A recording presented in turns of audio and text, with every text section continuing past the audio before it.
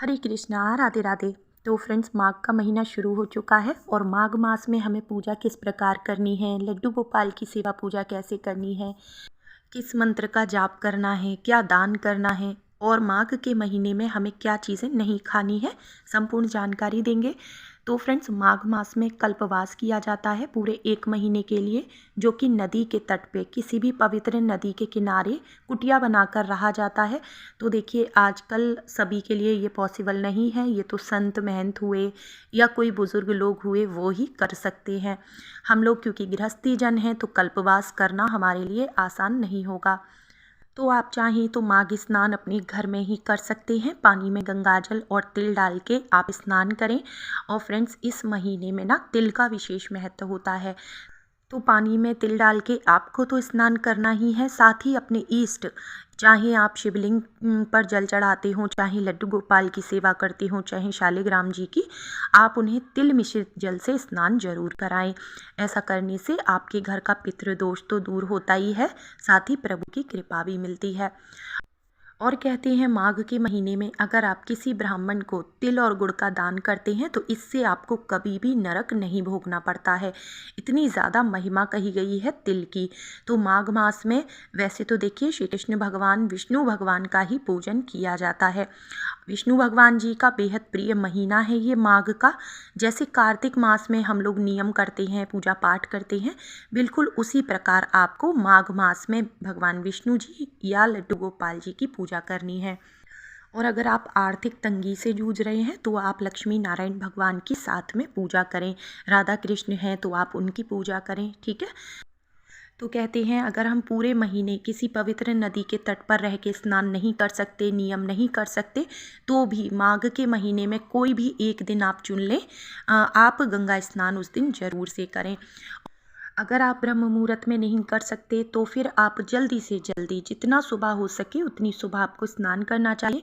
और कहते हैं माघ मास में ठंडे जल से ही स्नान किया जाता है, यानी कि जो ताज़ा जल आता है ना, जब आप मोटर या समर चलाते होंगे उस जल से स्नान किया जाता है। हैंड पंप है अगर आपके यहाँ तो उससे आप स्नान करें। ताज़ा जल बहुत ठंडा नहीं होता है।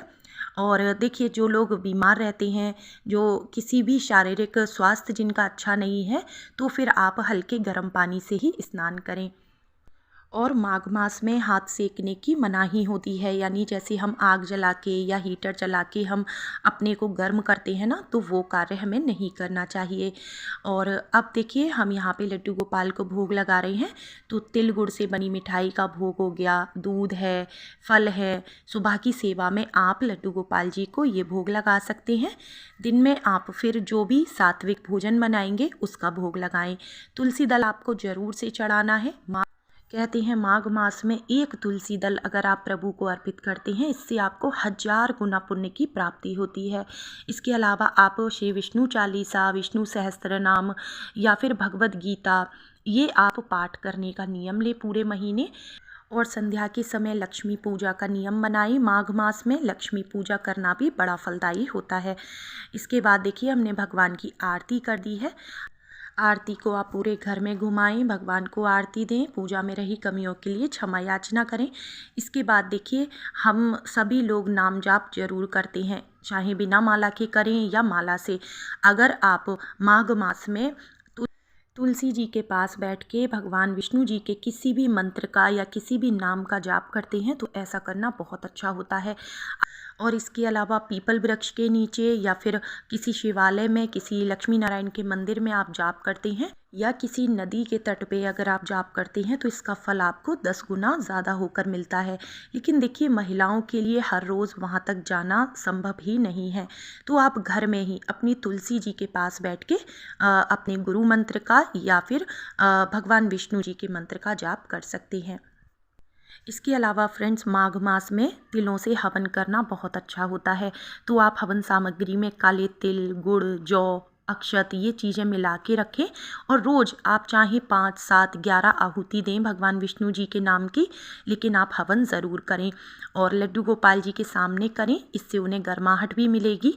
देखिए लाला कितने सुंदर, कितने प्यारे लग रहे हैं। अच्छा, आपको माघ मास में सूर्य पूजा ज़रूर करनी है।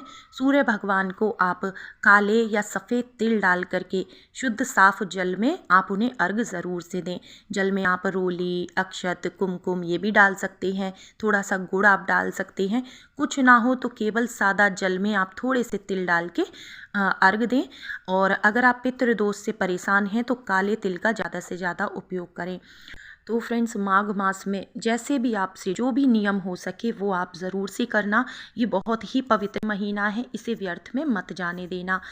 कहते हैं इस महीने में किया गया स्नान, दान, जप, तप का ना फल हमें कई गुना हो करके मिलता है और हमारे घर में सुख समृद्धि आती है, पितृदोष शांत होता है। इतने सारे फायदे हैं इस महीने के। और अगर आपकी कोई विशेष मनोकामना है तो संकल्प लेके आप कोई भी नियम ले सकते हैं, आपकी वो मनोकामना अवश्य पूर्ण होगी। अब हम बात करते हैं इस महीने में हमें क्या चीज़ नहीं खानी चाहिए। तो सबसे पहले तो देखिए, प्याज, लहसुन, मांस, मदिरा, जो भी तामसिक चीज़ें हैं इनसे हमें दूर रहना है, ठीक है।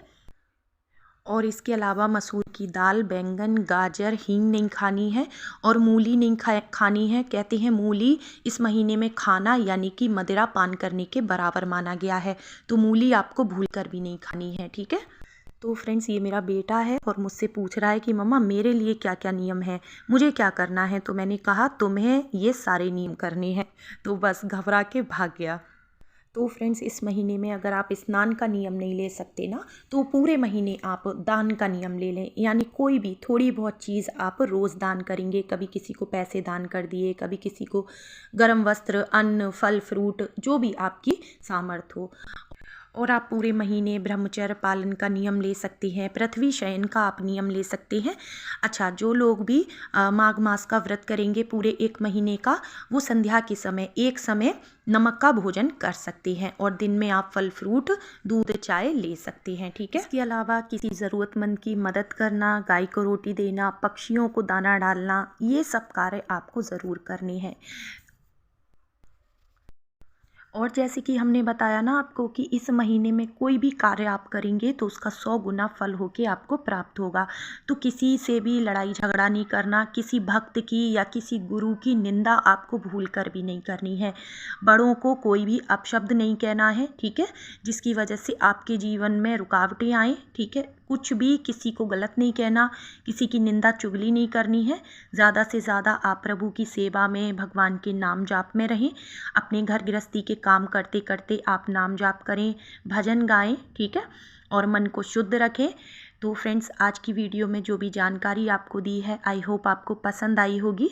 वीडियो अच्छा लगा हो तो लाइक, शेयर, कमेंट ज़रूर करना। हम चले अपने लड्डू गोपाल जी को भोग लगाने। मिलते हैं नेक्स्ट वीडियो में। राधे राधे।